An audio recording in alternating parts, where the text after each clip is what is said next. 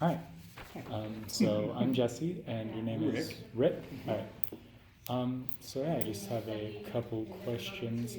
First, uh, what would you say separates Shambhala from other meditation groups? Yeah, we can go with that.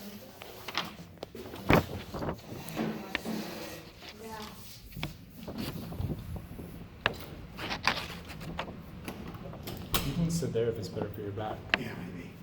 What makes Shambhala different from other meditation groups? Well, I can't say that I've experienced other meditation groups. So, what I like about Shambhala, though, is that I've always had a distant interest in Buddhism, but not really knowing about it. And then when I discovered Shambhala, I just liked the casualness of it and the westernization of it. Because if you really get into traditional Buddhism, it can get really heavy.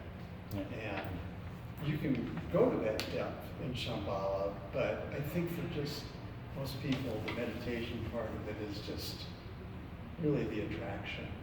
And like, well, you see what it's like. I just think it's more casual than others. About your guys' main goal of creating a enlightened society. Personally, how obtainable do you think that goal is? Well, it's not about thinking about it being attainable to me. To me, it's more like the way I can be in everyday life and to project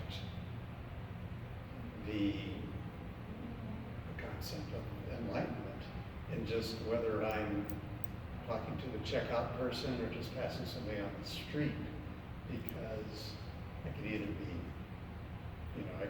dark or it can be light. I can be happy and I can smile because it spreads. If I smile at somebody who's having a shitty day, whether, like I said, it's a checkout person at the grocery store or something, and I can help them lighten their day a little bit, it will spread. So that's really what the concept of enlightened society is. Will it ever happen? Who knows? I don't know. It sure feels like we're a long way off, but What brought you to like Shambhala and meditation? well, it's a fairly personal story, but I don't mind sharing it. I separated from my wife of 35 years, about 3 years ago. And my eldest daughter had gone to Europa College in Boulder, which is Buddhist Shambhala based. The guy who started Shambhala in this country, Shogyam Trungpa Rinpoche, started that college. And she was a graduate student there studying, and she learned about Shambhala. And when I separated, she recommended a Pema Chodron book. Have you heard of Pema Chodron? She's a wonderful author, Pema Chodron. Yeah. And I read it, and I called her and said, wow, thanks for recommending that. And it was really cool. And she said, Dad, you should go see if there's a Shambhala group in Nashville. And I went, and they did what's called a level 1 that weekend, which was amazing, and just been coming ever since. And pretty regularly, and it's been a really good focus for me in my life. Changed quite a bit years ago. How would you describe the community of people that gather here at Shambhala?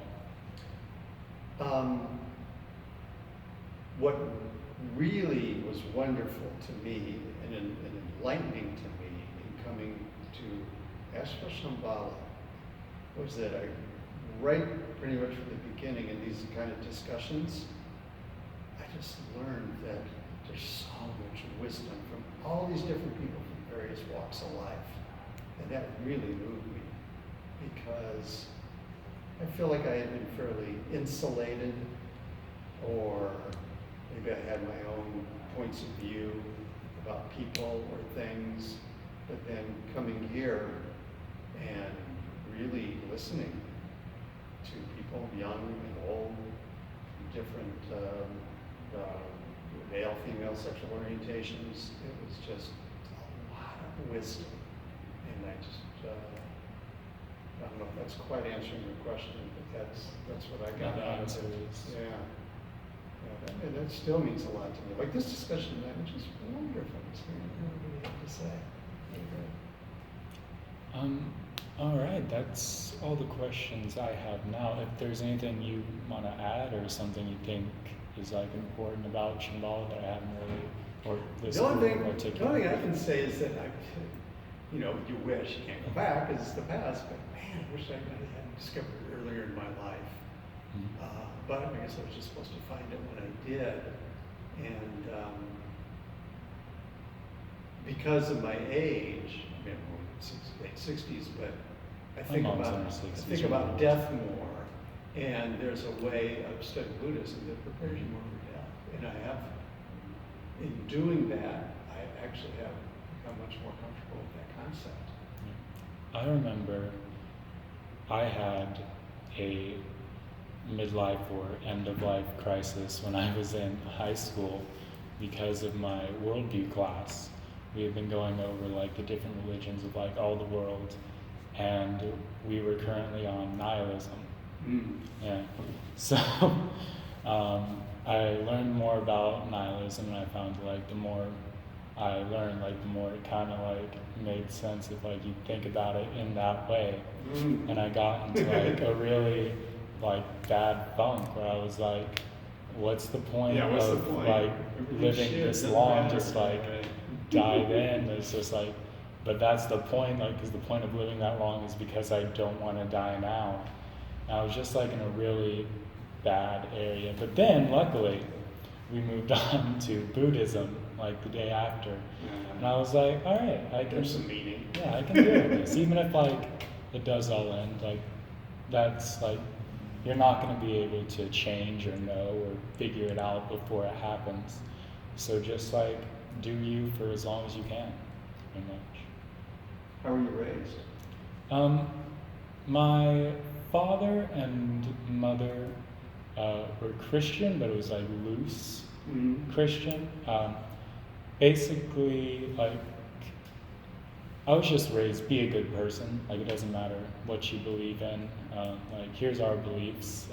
I only went to church when I was like really young, then we stopped. And yeah, I had a very open raising when it comes to things like that. Okay. Thank you, Rick. Oh yeah, man.